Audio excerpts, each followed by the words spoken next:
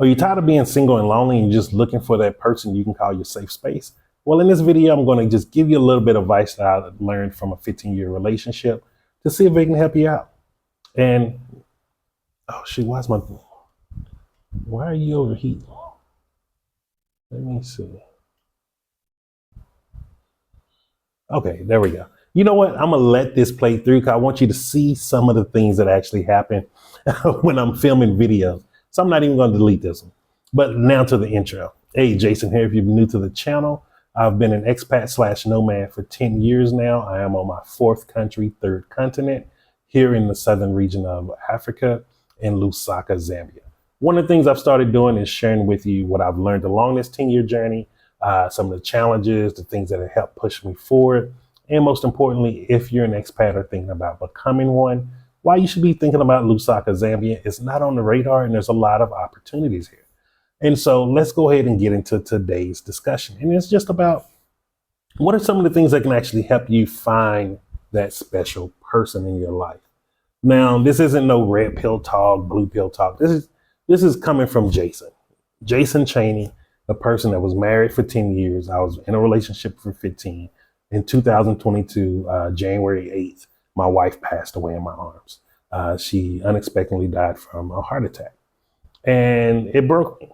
But what it also helped me do, as I was going through the grieving process, it helped me really relive and go back through the memories of what was it that made us really love each other? What made that solid foundation? And a lot of people aren't talking about these things. I keep seeing all these videos, women telling other women, you need to just get a man for his money, use him for everything, lie to him. That's stupid. Ladies, please hear me on this. And I'm one of those guys, I don't really believe in preaching to women on how to be a woman, but please hear me on this. That is stupid. Also, I see all this talk about the guys. Oh, your wife, she needs to look like this. She needs to cook. She needs to clean. She needs to do that. Guys, listen to me, please. That is stupid. These are people who cannot hold functional relationships, and they're trying to tell you how to be just as miserable as them. They're not coming from a place of love or happiness. And someone who has bitter relationships can only give you bitter advice. A lot of people like to say, well, learn from my mistakes. You haven't learned from it. You haven't went and learned from your mistakes by building a happy, healthy relationship. That is the only way to learn from it. I don't know what's going on with this internet. And it baffles me sometimes when I see some of this stuff on the internet, because like now with the internet, everybody's a relationship guru. Everybody just knows what to do. And 99.99% of them do not have a fucking clue of what they're talking about. Men and women. And you watch shows like these Pop the Balloons now. Guys out here want a baddie. Women want a guy that's making 6-7 figures to accept all her kids. And while she's out in the club or half naked dressed on the internet, guys out here all in different women's DMs. It's stupid. It is dumb. And we have to stop this nonsense because there's people out here that are getting caught in the crossfires that just want a decent relationship. There's decent people out here. And it's funny because I get to meet a lot of decent single men and women. And I think one of the main reasons is the places that I go. And I don't think a lot of people are being taught this. Like, you're never going to find the person that you're looking for in the club. You're not. You're not even going to find them in a place that consumes a lot of alcohol. Drugs do not lead to happy, healthy relationships. Alcohol is a drug. Just because it's a legal drug, it is still a drug. Even if someone's misusing prescription medication, that's a drug abuse. So alcohol is, a lot of people abuse alcohol, which is a drug. So it's drug abuse. And no one who's coming from a place of where they want functionality, they want love, they want stability, none of them want drugs in their vicinity. Like, this is one of the things, because as I was really thinking about, like, what were some of the things that Cece and I were talking about when we first got together, we both explained, like, she came from a family that alcoholism existed. I came from a family that uses drug narcotics. And I told her, like, hey, I have zero tolerance for drug abuse.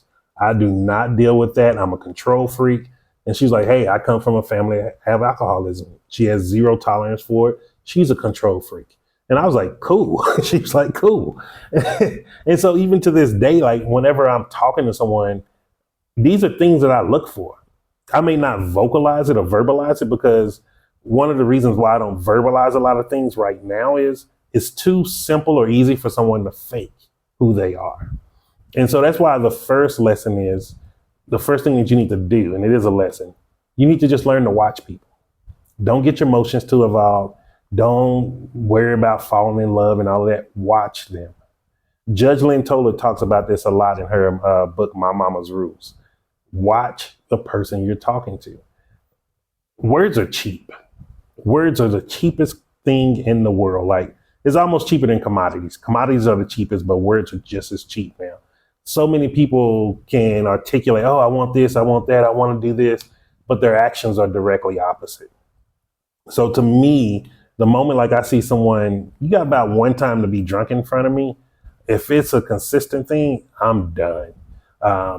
And I've had this issue come up countless times since I've been newly single and going on dates. Women drinking bottles of wine, women calling me drunk, blah, blah, blah. And I just hang up and block. And I know you may be like, damn, Jason, that's pretty harsh. I don't care. My peace is more valuable than how I feel about someone else and their issues. I'm not here to save the world. Please hear me on that. I'm not here to save the world, and no one is here to save you. You must save yourself. Don't be putting on Superman and Superwoman capes like, oh, I'm going to change them. You're not going to change them. They're just going to continue being who they are, just a little bit more in silence. And then one day they're just going to blow up and show it to you. And then you might be in a situation where you can't get rid of them, or there's too much attached to it to let a person go. And so the first thing you want to do is watch them, watch their actions, watch their behaviors. Because if you've been seeing my series on Why It's Hard Dating, where I'm explaining like, what do you do? And I'm doing it from the description of building a house. One of the biggest parts of the foundation is understanding your boundaries. What are the things that you value? Once you know your value system, you know your boundaries. And anybody that doesn't respect your values or boundaries, they're not good for you. They're not going to change. And so you need to watch people to start figuring that out. And you just keep a marker. Okay, you crossed my boundary. Okay, you crossed my boundary. And I'll give you a prime example. Like when I was in SA, I don't talk much about my experience in SA, but I went on some dates there while I was there for a year.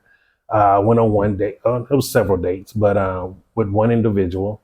And they got drunk the first time because they was like, oh, I drink wine by the bottle because it's cheaper. And I'm like, hey, it's on you. Like, it's not my job to sit here and tell an adult how to live their life. If you want to get drunk off a bottle of wine, that's on you. And I just told her, I was like, look, you drinking it by yourself, so don't be sitting here trying to force alcohol on me. Because that's one thing that I've noticed a lot of people who drink try to do, especially as they're drinking more and more. Like, oh, take a sip, and that gets on my nerves. That's one of the fastest ways to annoy me. And so she got drunk the first night. Like, okay, hey, here's your Uber. Just let me know when you get home safe. And I'm like, okay, maybe it could be nerves, jitters, things of that nature. Cool. But I still tick the box. You made the list. Like, you're on the questionable list. Then maybe about a week later, went on another date, got pissy drunk on wine, just drinking, eating. And I'm just like I say, like, I'm just going to watch it. And because I'm the type of guy, because I have my financial freedom, I don't put myself in situations that I can't afford. So like even the date and everything, it was very manageable. Wasn't a question about it at all. And I just let her get drunk. And they're like, oh, I'm coming back to your place. I'm like, no, you're not. I don't allow drunk women in my place. Like, there will never be a question of Jason with a drunk woman. Like, no, you're not allowed in my place. Like, if you was my wife or something, I don't have an issue. Like, if Cece, maybe we had drinks one night and just had a little too much, that's one thing. But a drunk woman that I don't know you, I don't even know your last name, you think you finna bring your drunk ass to my place? No. I put her right back in the Uber and sent her home. I was like, if you can remember, or if you're sober enough to remember by the time you get home, let me know you made it safely. If not, okay. Like, I don't care, because you put yourself in that situation. And let me just break down you the thought pattern behind it. So maybe some of the women can understand how some men think. I'm in the mindset of if I have a child with you and I'm no longer alive on this earth, how are you going to act with me not being here? And if you're willing to get drunk twice with a guy you don't know, even though I know me and my who I am and my moral character, if you're willing to get drunk with a guy you do not know and you don't know my moral character and miss me with that, oh, I could feel your energy, bullshit. We need to stop this nonsense and get serious. If you're talking about intertwining your life with someone, I don't care how good the energy feel. Energy can feel real great in the beginning and become horrible later on down the line. You need to get to know people, point blank. No other questions about it. You need to get to know people. And if you're married or dating, let me know in the comments what you think about that. Do you feel this is very solid information I'm telling people they need to watch each other and get to know that person? You need to have a complete understanding about their value system, and you need to have an understanding of how their response mechanism is. How do they respond to certain stimuli? How do they respond to certain bad situations? All of those things matter. This is why a lot of people are in horrible situations now. Like, I don't deal with women, and I'm only saying this because I date women. So it's not a knock at like men don't do this. You can share your own experience in the comments. But I don't deal with women that are combative. Like if you're with me and you're a woman, like don't go up and speak to another man. Don't be combative with him. Like you just shut up. And I know that sounds harsh, but sometimes shutting up is the best thing people can do. You're not going to put my life at risk over nonsense, especially if I don't even know you. Like if you're in the courting stage of getting to know someone and you showing that you're willing to put my life in danger, I'm not talking to you anymore. And we need to start using these fundamentals when it comes to dating. And like as a guy, let me be very clear with this. I'm very blunt.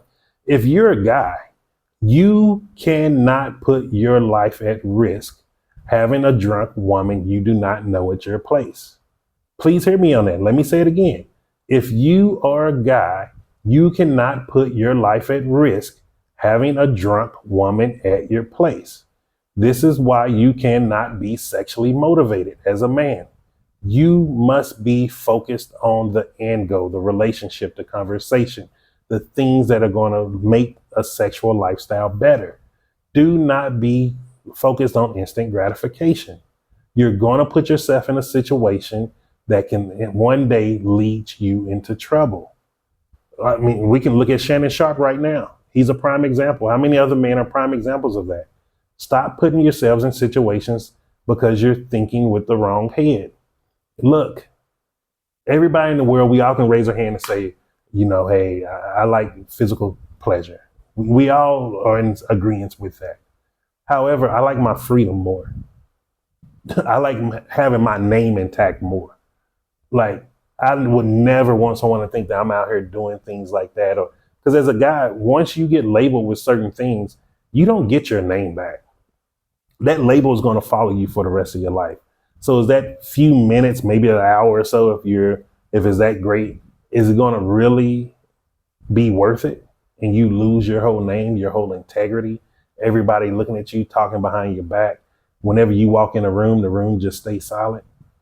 Like, you got to start thinking from those levels. Like, and these are the things these people on the internet, they're not talking about because they don't care. And the quality of women and men that they're speaking with, they're not talking to cream of the crop people. Like, let's take a look at some of these passport bros. Oh man, I go to these countries, the women are so submissive. They're prostitutes. I'm just going to be, and I hope I don't get in trouble by saying this, but they're sex workers. They're not dealing with average, ordinary women. And you cannot compare an ordinary woman that is working a regular job to a sex worker. Come on now. Let's get real out here. A lot of these guys are sitting here trying to wife up sex workers and then compare them to a regular woman who's working a job. Guess what? A woman who works a 9 to 5, she's tired. There's going to come days that she's aggravated, she's annoyed, she's agitated. Maybe there's days she needs peace coming home just like you need peace. Maybe there's days she don't want to come home to cook and clean. Maybe you need to cook and clean and have, if that's your day off. Like, can you give her one damn day? Like, that's what it means to be a man. Like, like for when I first left the post office, because I was getting my disability pension through the military, I was at home. But guess who was cooking and cleaning? Me. I didn't have a problem with that. I remember one day, Cece, she had a real bad GERD. It was real bad because she texted me. She's like, "Hey, I'm not feeling too good right now." I was like, "Hey, what's going on? You okay?" And she's like, "Oh, just real bad heartburn, and I just feel like I'm about to throw up or something's wrong." And I was like, "Hold on, you just relax. I'll be up there. Let me come bring you something." And I went and took her some aloe vera juice. I went to the store, bought her some aloe vera juice. I think I bought her like two other things, got her some pills or something from the pharmacy, and I took those to her. And then a lot of her coworkers like, "Oh, I wish my man was like that." I'm like, why isn't your man doing that? If I'm not at work right now and she's at work and she needs help, why I'm not going to help her? What is unmanly about making sure your woman is feeling good? Come on now, we got to wake up now. And also, like, it was a time where I was stuck at work. I was working at the post office, and she had a flat tire. No, she didn't have a flat tire. Something went wrong with her engine. She was driving a Buick. What was she driving in? A Buick Regal, I think. Old school Buick Regal. And so I was like, "Hey, hold on. Let me call my buddy BJ." I was like, "Let me get him to come out there." Cause he was my personal mechanic. I was like, "Hey bro, I need you to do me a big favor. Chantel's stuck. Can you go take care of her for me? I'm gonna send you her location. I'm gonna take care of you with the payment and everything. Just get her to work for me because I can't get away right now because I was the only one at the post office." He's like, "Okay, bet, bro, I got you." So he get there. He just takes her straight to work. Then he goes back and he tows the car to his place, and he's fixing on it. And then I just went to pick her up after she got off. I got off by that time, and I went and picked her up at work. And pretty much the car was having a bunch of issues. And so I just went and bought a new cash car. I went and bought a Pontiac. What was that? A Pontiac. Hey, what kind of car? Not a man. I can't believe I forgot a Grand Prix. It was a black Pontiac Grand Prix. I've been watching it, and I was going to buy it for me because I'm a big Pontiac dude, and I was going to actually use it for a racing car, just to have it going to Yellow Belly. If you're from Dallas, you know about the Yellow Belly where they used to do street races. I don't know if they still do it. Let me know if they do. But I went and bought the car from the dude. I was like, "Hey man, I got the cash right here. If you serious about selling, I get the car." So I picked up the car, took it to BJ. I was like, "Hey man, just go ahead and do the usual. You know how we do these cars, which is do a complete tune up, put a new battery in, water pump, alternator, starter, all of those things." And so we did that. He got all of those in for me. And then I was like, here's the car for you. Just drive this around. And then everybody like, "Wow, he bought your car. He bought your car." I'm like, "That's my girl. That's my woman. Like, why am I not going to take care of her? I'm not going to have her stranded on the side of the road or in a place like Texas where you need a car. And then she's dependent on someone else to get back and forth." And so like, just start thinking about that as a guy. If you're a single guy, like really think about what does it mean to be a provider to you. Because it's not about providing Gucci and all of this dumb stuff. And hopefully now a lot of the people get this stuff out of their head. They're saying that they're getting ripped off. I learned that back when I was stationed in South Korea.